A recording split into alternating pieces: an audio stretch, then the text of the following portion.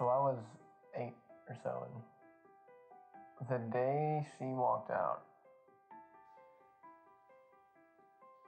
I don't remember what day it was, I just remember it happening, and I was playing PlayStation, like the original gray little square PlayStation. You pop the tray up and put the disc in, and I heard my parents fighting upstairs, and I didn't know what that was about.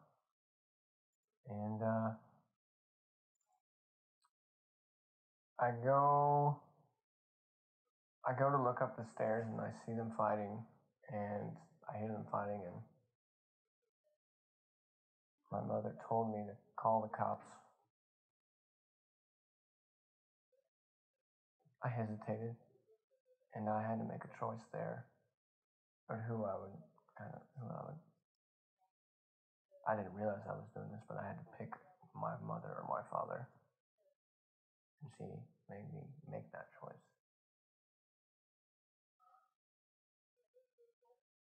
I didn't call the cops. I was confused. I didn't know what was going on. And she called the cops. And I remember they came, and they didn't take my dad away, but she left. And she later came back, but it wasn't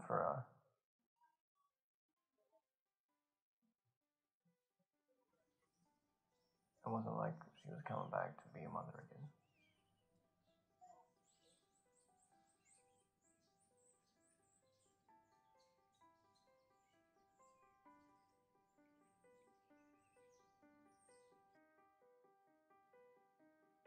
I'm going in to see Dr. Barnes today.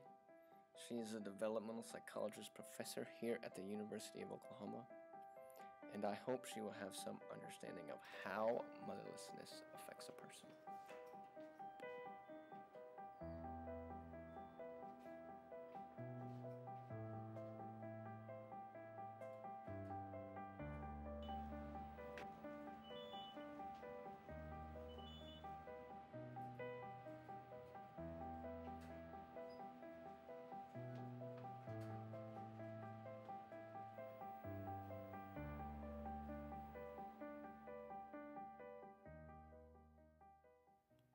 Attachment theory tells us two things.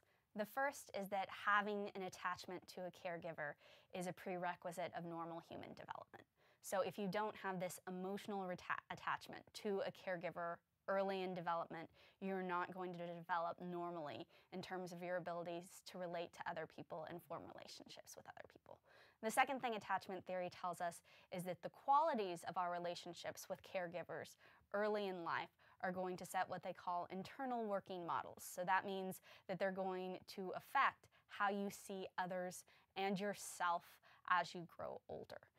So the characteristics of that early attachment relationship are going to inform whether you see yourself as a lovable person who can be loved. They're going to inform whether you see other people as trustworthy and worthy of your love, or whether you would just be better off avoiding relationships altogether.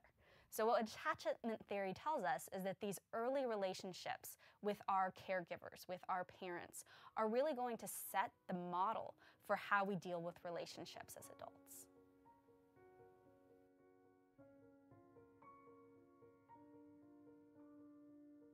I remember back in the 5th grade, we had just moved, my family had just moved, and I was a new kid at school again, and one of my classmates, Amanda, I still remember her name, she came up to me during one of my first recesses there, and she invited me to play with her and her friends during recess, but I looked at her, I didn't really trust her, I didn't really know her, and I said no thanks. And I lost a friend then, I think, in that moment.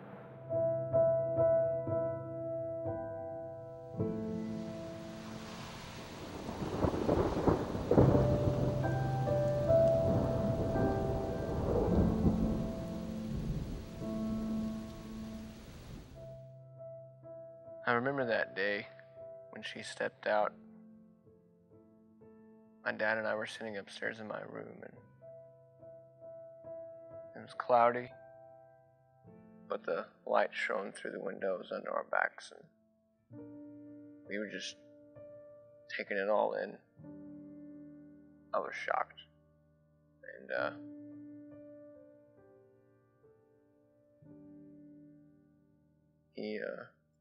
he told me it wasn't my fault, and that has stuck with me to this day. I think about it sometimes, and it keeps me out of the rut, keeps me going, really.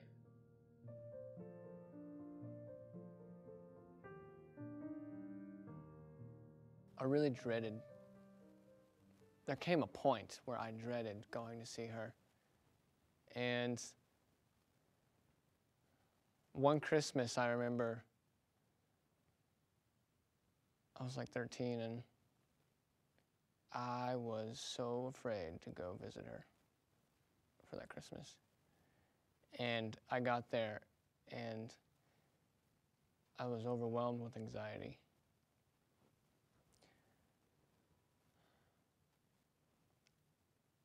And nowadays, the thought of me visiting her or her coming to see me for a big event in my family, I have anxiety and fear at the thought of seeing her. Faith, family, and friends really help me from just not being miserable all the time. And faith makes friends family, and by faith I mean Jesus. And some of my closest friends in college have really helped me out. We got Josh, whose spirit animal is basically Beaker from the Muppets. And Andy, I always asked him for rides, and he never asked for anything in return. And Michael, he's basically like the little brother I never had, except he's a week older than me. And then there's Clayton, who helped me talk about any of this. I wouldn't be able to acknowledge this if it wasn't for his influence in my life.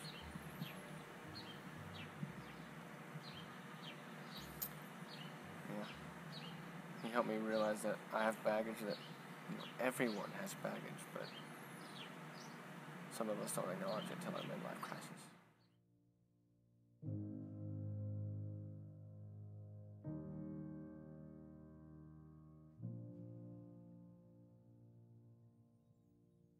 Let love in,